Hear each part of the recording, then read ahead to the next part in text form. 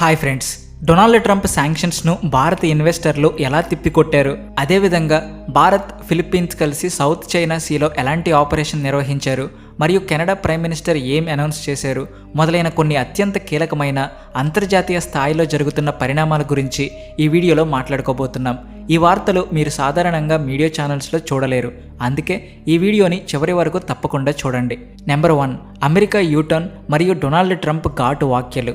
మొదటిగా అమెరికా భారత్ల మధ్య జరుగుతున్న ఒక ముఖ్యమైన పరిణామం గురించి మాట్లాడుకుందాం.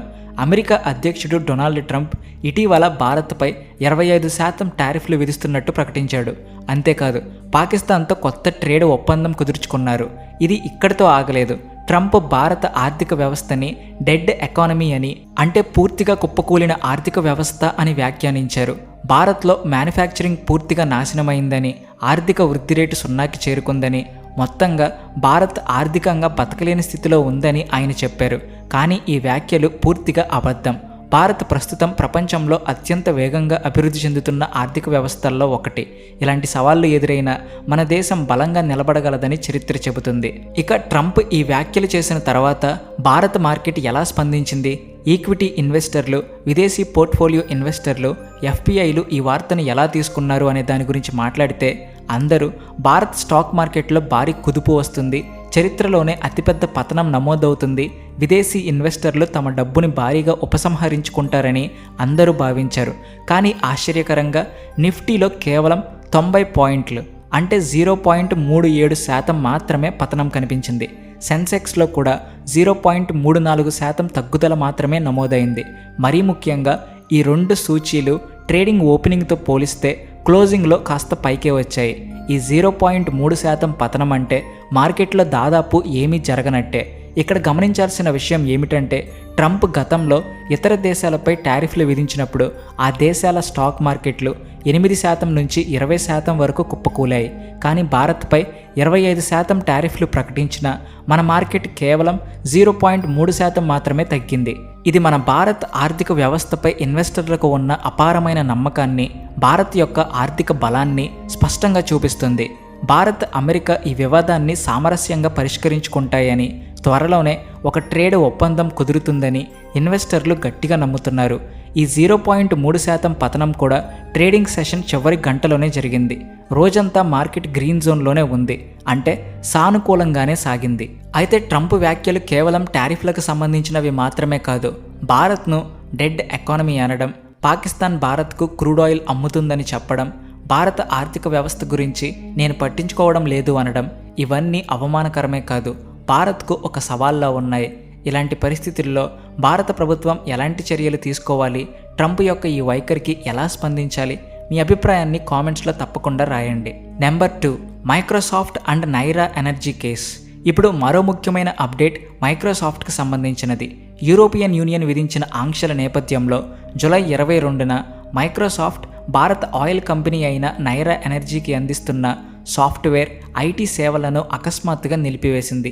ఈ నిర్ణయం నైరా ఎనర్జీకి ఒక పెద్ద షాక్లా ఉంది. దీనిపై నైరా ఎనర్జీ ఢిల్లీ హైకోర్టులో మైక్రోసాఫ్ట్పై కేసు దాఖలు చేసింది.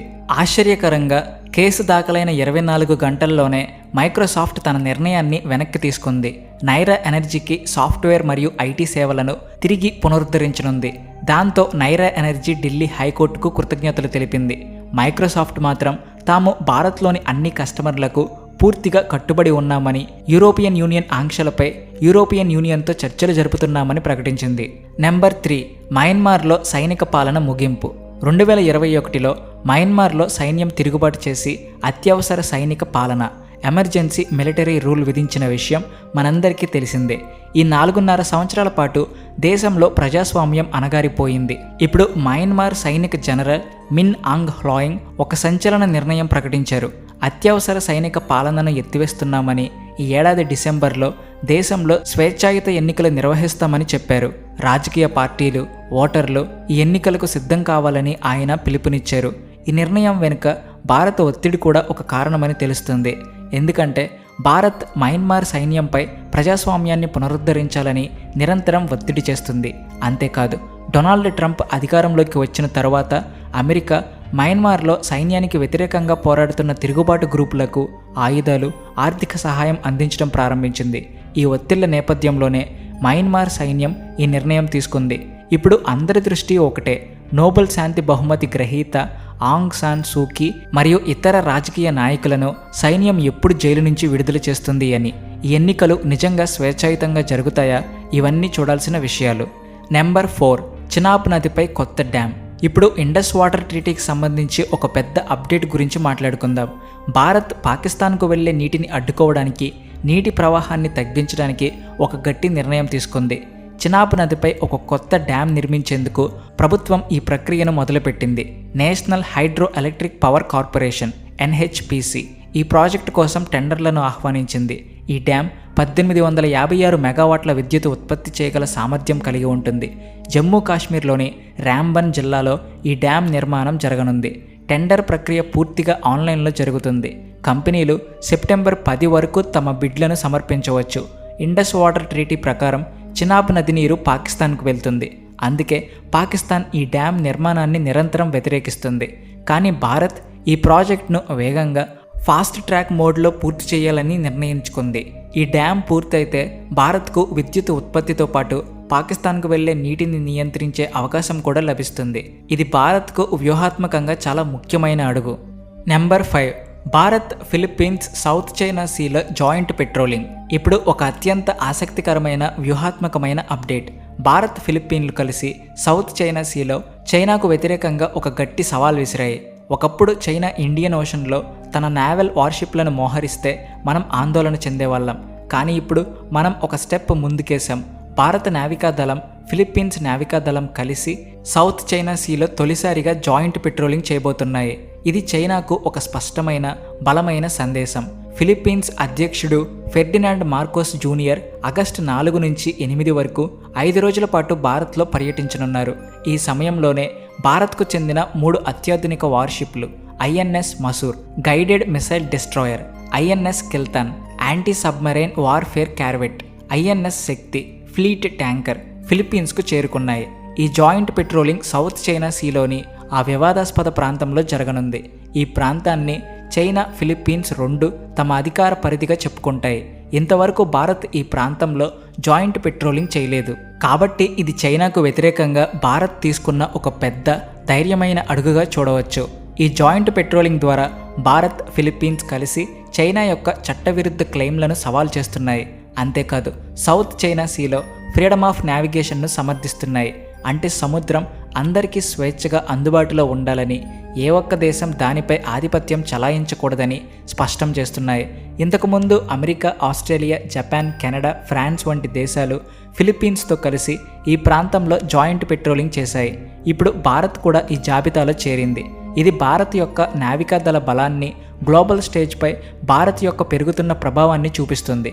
ఈ చర్య వెనుక మరో ఉద్దేశం కూడా ఉంది. ఫిలిప్పీన్స్తో రక్షణ సహకారాన్ని మరింత బలోపేతం చేయడం, భవిష్యత్తులో ఫిలిప్పీన్స్కు బ్రహ్మోస్ మిసైళ్ల వంటి రక్షణ పరికరాలను మరింత అమ్మే అవకాశాన్ని సృష్టించడం. ఇప్పటికే ఫిలిప్పీన్స్ భారత్ నుంచి బ్రహ్మోస్ మిసైళ్లను కొనుగోలు చేసింది.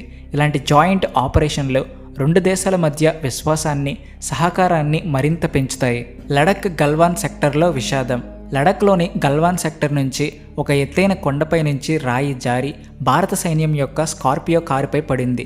ఈ ఘటనలో lieutenant colonel Bhanu Pratap Singh, lance Naik Daljeet Singh వీరమరణం పొందారు. ఈ దుఃఖర సంఘటన మనల్ని కలచివేస్తుంది. దేశం కోసం ప్రాణాలర్పించిన ఈ వీరుల కుటుంబాలకు ఈ దుఃఖాన్ని భరించే శక్తిని భగవంతుడు ప్రసాదించాలని కోరుకుందాం. అయితే ఫ్రెండ్స్, ప్రపంచవ్యాప్తంగా ప్రతి 24 గంటలకు జియోపొలిటికల్ రంగంలో భారీ మార్పులు, ఒడిదుడుకులు జరుగుతున్నాయి. ఒక దేశం తన నిర్ణయాలను మార్చుకుంటుంది, మరొక దేశం బెదిరింపులకు దిగుతుంది. ఈ సవాళ్ల మధ్య భారత్ ఎక్కడా వెనకబడకుండా బలంగా ముందుకు సాగేందుకు మోడీ ప్రభుత్వం నిరంతరం కృషి చేస్తుంది. భారత్ యొక్క విదేశాంగ విధానం, రక్షణ వ్యవస్థ, ఆర్థిక వ్యవస్థ, గ్లోబల్ వ్యవహారాల గురించి సరైన, నిష్పక్షపాతమైన సమాచారం అందించడమే మా లక్ష్యం. ఈ లక్ష్యం మీ మద్దతు లేకుండా సాధ్యం కాదు. కావున ఈ వీడియోని లైక్ చేయండి, మా ఛానల్ని సబ్స్క్రైబ్ చేసి బెల్ నోటిఫికేషన్ ఆన్ చేయండి. మీ ఒక్క లైక్, ఒక్క సబ్స్క్రిప్షన్ మాకు ఎంతో సహాయపడుతుంది. ఇది మా ఛానల్ని మరింత మందికి చేర్చడమే కాదు, మీరు ఇలాంటి కీలక అప్డేట్స్ని ఎప్పటికీ మిస్ కాకుండా చేస్తుంది. Thank you friends. Thanks for watching. Please like and share, and also thanks for watching.